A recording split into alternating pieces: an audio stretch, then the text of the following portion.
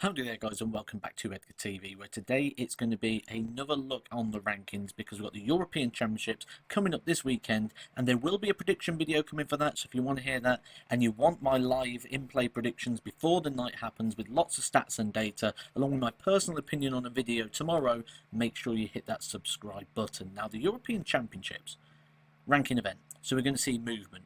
We're going to see a lot of movement this time. Reason for that? The 2021 edition was absolutely hijacked. It was during COVID. There was only a couple of European Tour events as qualifiers. So pretty much if you won a game on the European Tour, you was in this event. And for that, 15 players who took part in the event 2 years ago will be losing prize money. So when you look at that turnover of players, this is an event that will tend to have quite a high turnover of players anyway, due to the fact that it's a one-year qualification system and everybody has to qualify. Even your seeds have to qualify through the European Tour system. However, loads and loads of names missing out. Some of them have already gone on to lose their tour cards. Let's run through them. Let's have a look first of all at the people that's going to be missing out in the first round. These are people who will be losing £6,000 off their rankings if...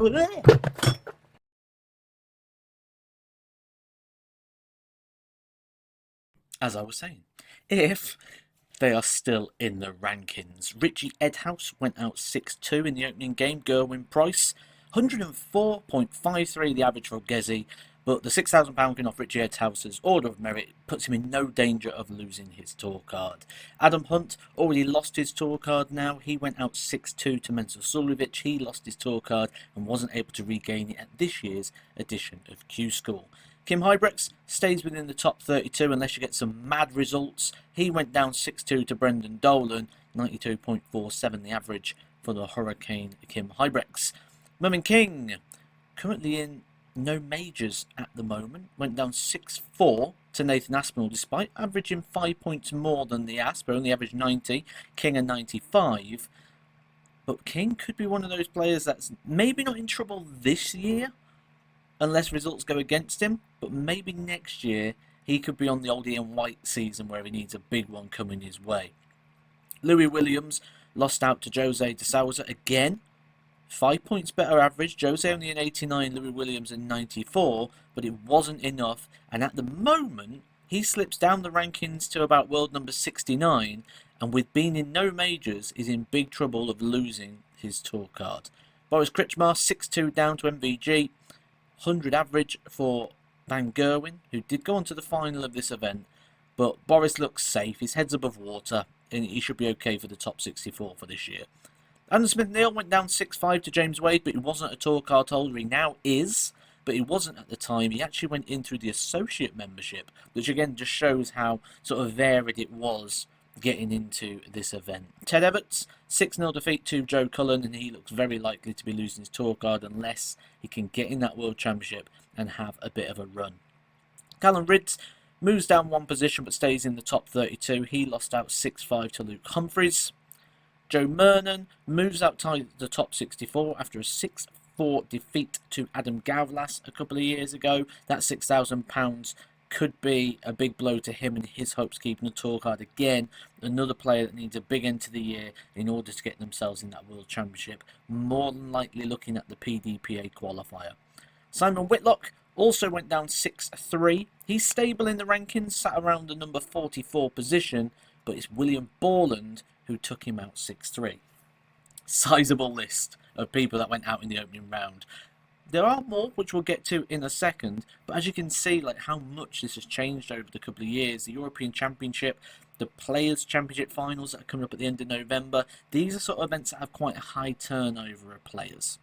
Let's go to the second round and take a look at what we've got there. Coming up first, Adam Gavlas, we've just heard he beat Joe Mernon, but then he lost out to Gerwin Price 10-3. Now for Gavlas, he's in a position where, had he not had that big run at the UK Open where he put £30,000 on his order of merit, we'd be saying now that he is pretty much certain to be losing his card.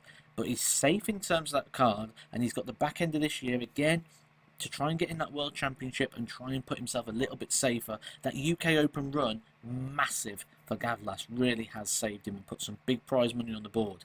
It'll be interesting to see in a few years when that comes off, but for now, he doesn't need to worry about that. He's safe in that position. William Borland We just heard he beat Simon Whitlock, then went out and lost 10-5 to Joe Cullen. £10,000 it was for the second round. That obviously comes off of Gavlas's ranking as well. But Borland's not ranked anymore. He lost his tour card, which means £10,000 is just non-existent ranking money. He lost his card. It's already been defunct. Florian Hempel, the German, caused one of the biggest upsets, beating Peter Wright 6-3 before losing out 10-9 to Mensa Suljovic. Could lose his card this year, Hempel. He's in the position at the moment on the tour card race to be sat in number 65. There are 2 Pro Tours left, and then the opportunity to get in things like the World Championship. He's also, I believe, got the German Super League. So he's got a couple of chances to get himself in there, but he's going to need to do something, or it's Q school for Hempel. The player, though, that had the biggest run in the event, a man who made the quarterfinals, a guy I think personally next year is going to be the last year we get from him, because he's getting closer and closer down to that 64 point, and he's not qualifying for things anymore. It's Mensa Suljovic. He reached the quarterfinals, losing £20,000 off his rankings because this event's come round. Beat Adam Hunt 6-2, Hempel 10-9 before losing out to Joe Cullen in the quarterfinals by 10 legs to 7. I like Mensa, but I think the times are changing a little bit. I remember when I played Mensa at the World Championship a couple of years ago, he was talking then about winding it down, about how he's sort of becoming a bit older. And yeah, I think maybe next year, if he could get in the Worlds, I think might be the last time we see Mensa Suljovic. And you can see he's winding it down, not taking part in all the events as well. So one more year for Mensa, but he does lose a big £20,000 of his rankings. The players that are losing the big ones, Rob Cross, defending, but he's in the tournament, defending the winner's pot of £120,000. That currently sees Rob Cross move down to 9th in the order of merit. Michael van Gerwen, defending that runners-up spot, £60,000, hardly effective to Michael van Gerwen. When you've got as much money as Michael van Gerwen has on the board, it's not going to be too effective as such. Now I'm talking about a high turnover of players that are not going to be able to defend that ranking money, which means there's going to be a high turnover of players that are going to be in this event defending nothing, and because they're in this event defending nothing, it's going to mean that they're going to be able to put ranking money on just by qualifying, which is the ideal position to be in, when you're putting ranking money on your order of merit without having to throw another dart. So gaining ranking money onto their order of merit, check out this list. Danny Nopper, Dave Chisnell, Chris Dobie, Keen Barry, Madars Razma, Gian Van Veen, Dimitri Vandenberg, Van Barneveld, Gurney, Gilding, Searle, Ross Smith, Bunting, Schindler, Pietreczko, who just won a European Tour, Josh Rock, and Dirk van Dijvenbode. All of those players are going to be adding ranking money to their order of merit before they've thrown the dart. Privileged position to be in.